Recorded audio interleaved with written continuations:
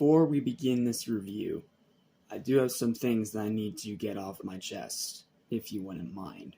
So, skip to this time code if you don't want to hear the rant. Okay. I need an answer from Legendary Pictures right now. Why this guy, who clearly actually understood how to make a great monster movie, was not allowed to come back for any further installments after this movie. Like, you literally thought that just continuously doing the same tired monotony was better than this well-crafted masterpiece. If you brought this guy back and let him do Godzilla, I bet you more than anything, he would have done a better job than anyone else you hired for those other Godzilla movies to come later down the line. New Empire included. He understood the characters, he understood how to make compelling narratives and story, he understood how to make great action sequences, he understood how to make great characters that aren't just stand-ins and walking, talking freaking pieces of exposition dumping. And most of all, understood how to make a good movie. A great movie. Unironically. So I need you, Legendary Pictures, to explain to me why the hell you immediately jettisoned this guy the second this movie was released. It did good financially. A lot of people praised the hell out of it. And yet you never brought this guy back. I'm sorry, but were you smoking some kind of pot? Or did you just forget to use your brain that day? I need answers.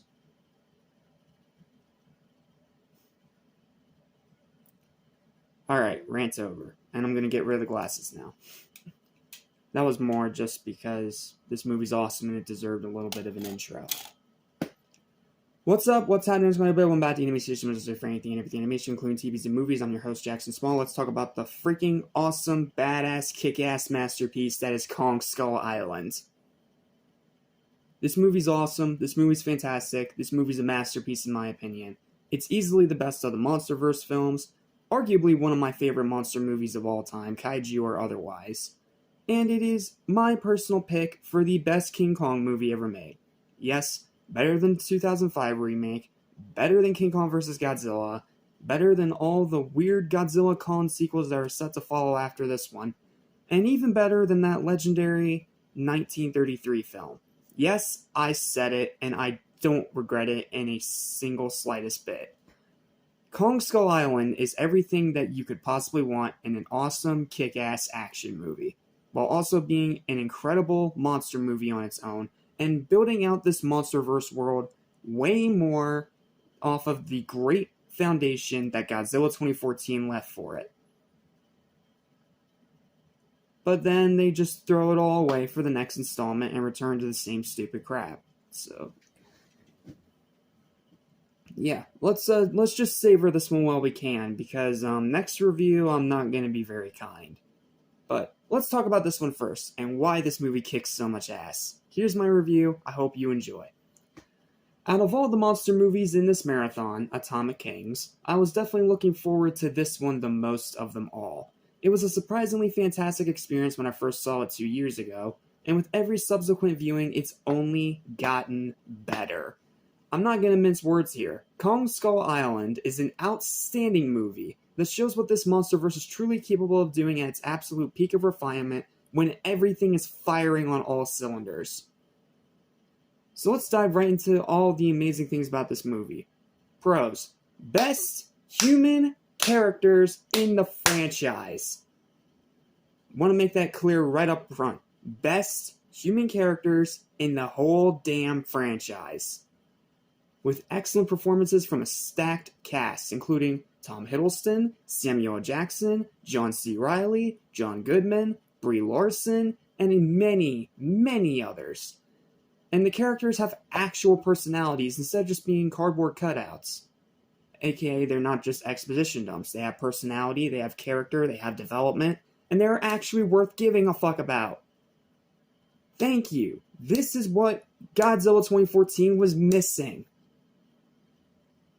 Which is so refreshing. Then there's the razor sharp writing that's adult but not too adult, and it's not going to scare kids away. Great action. This movie's action just kicks ass, plain and simple. Superb directing, fantastic cinematography, strong humor that surprisingly landed a lot. This movie's surprisingly pretty funny. Solid effects, great storytelling, excellent world building, a wild final act that is more than satisfactory, lots of violent deaths that are effective despite the PG-13 rating, great pacing, perfect runtime, and insanely high rewatchability. Insanely high rewatchability. Okay, so is there any problems with it? Well, not really problems per se, but I do have one itty-bitty little mixed aspect about it, and that's some of the monster designs. Not King Kong. King Kong is great. I mean, like, some of the other ones, they're okay. They're a little bit on the average side. They're what you expect from big, giant monsters. But, I mean, they're there more for cannon fodder than anything else, so it's not that big of a problem. And it doesn't really harm the overall experience. And like I said, the effects are solid. It is still CGI, but it is some of the better CGI that I've seen in recent memory. Yes, it's not better than the effects of the 33 film. Don't get it twisted. The 33 film and its stop motion are absolutely amazing. However, if you had to go CGI, I feel like this is the best way you can do that. So, yeah, that's literally my only gripe. I literally have 0 negatives for this one. That was literally just a mixed aspect. It's not a straight up negative. I absolutely loved it when I first saw it, and I've only loved it even more every single time I watch it. This movie is awesome, this movie's kick-ass, and it has only gotten better every single time I watch it. Like, I've been kind of sort of mixed mostly throughout this marathon on the quality of all these movies, but with the Kong film specifically, it's been mainly really good. I love the 33 film. I ended up really enjoying that 2005 remake. I had my problems with King Kong vs. Godzilla, but it was still at least fun. And then this is just everything that I needed it to be. It's a great follow-up to Godzilla 2014. It is an amazing monster movie. It's a great action movie. It's a surprisingly fantastic character piece. And it is just so much fun to watch. Like, I was invested in the characters outside of just King Kong. I loved the monster battles. I loved the story. I loved the cinematography. This movie looks freaking gorgeous at times. Like, my goodness, why didn't the rest of the Monsterverse go in this direction instead of just going back to the same plain monotony? It baffles me. It makes no sense. But whatever. We got this movie out of it, and this movie will always be kick-ass. It is a lot of people's favorite film of the Monsterverse, and you can sure as hell put me in that crowd. So, let's go ahead and jump in to the final verdict.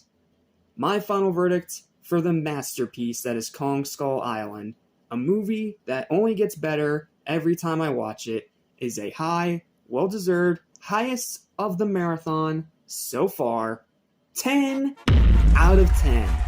Yes, it is a full 10. It is a perfect score. Easy green heart of approval and everything. I love this movie. And if you have not seen it for whatever reason, you need to see it now. An absolute blast that I can easily recommend to anyone and everyone. And my personal favorite Kong movie. That part is going to be a little bit controversial, I know, but I adore this movie, man. I adore it. I love it, and it only gets better every time I watch it. Everyone put in 100%, and it shows in the final product. It is an awesome movie. It is a kick-ass movie, and you need to see it now if for whatever reason you have not seen it. And if you've seen it already, now's the time to watch it again. Like, I will gladly watch this movie any day. And that's pretty much all I can really say about it. So thank you all so much for watching. Please don't forget to like, share, and subscribe for more videos like this almost every single day. And unfortunately, next time, like I said, we're back to monotony. But it's gonna be worse because how do you follow up an incredible masterpiece like this with probably one of the worst Godzilla movies I've ever seen in my life?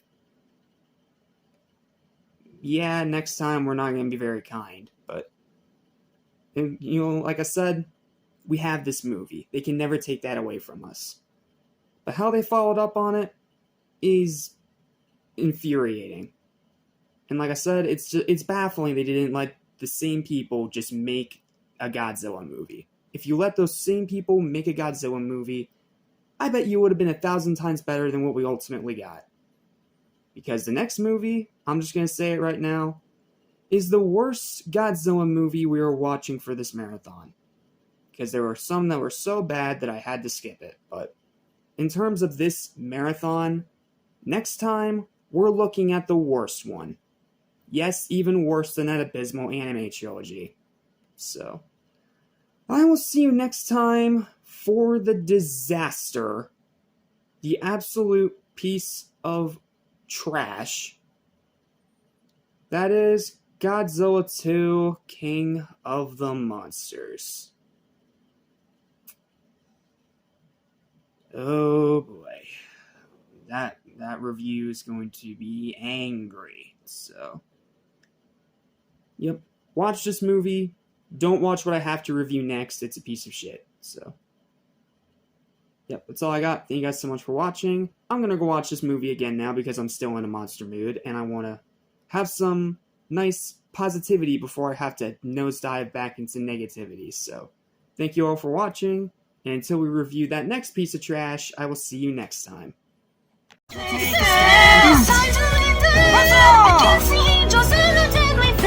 We cannot take it anymore. The time